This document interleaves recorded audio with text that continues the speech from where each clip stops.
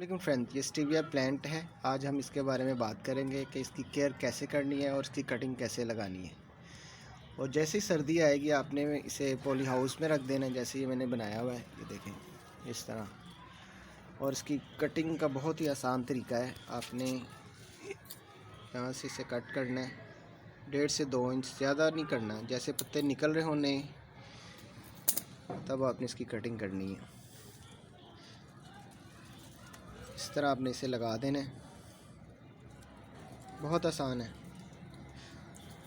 Poly house में ही रखना है।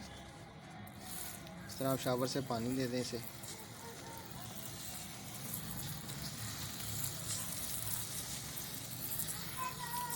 इसको सर्दियों में आपने बचाना है और फुल गर्मी में आपने इसे बचाना है। देखें, और इसके ऊपर जो फ्लावर्स आ रहे हैं वो भी आपने इसे काट देने हैं, फ्लावर खिलने नहीं देने। और इस पर सफ़ेद मक्खी अटैक करती है। सफ़ेद मक्खी वैसे तो आपको नज़र नहीं आएगी, अगर आपने इसे देखना है, जैसे चेक करना है, तो इसे ऐसे हिला दें। अभी नहीं है क्योंकि कुछ दिन पहले मैंने इस पर लैम्डा का स्प्रे किया। कुछ दिन पहले इस पर सफ़ेद मक्खी का अटैक हुआ था, अब वो तकरीबन ख़त्म हो चुकी हैं। ये देखें, 30 दिन बाद का ये रिज़ल्ट आ गया है।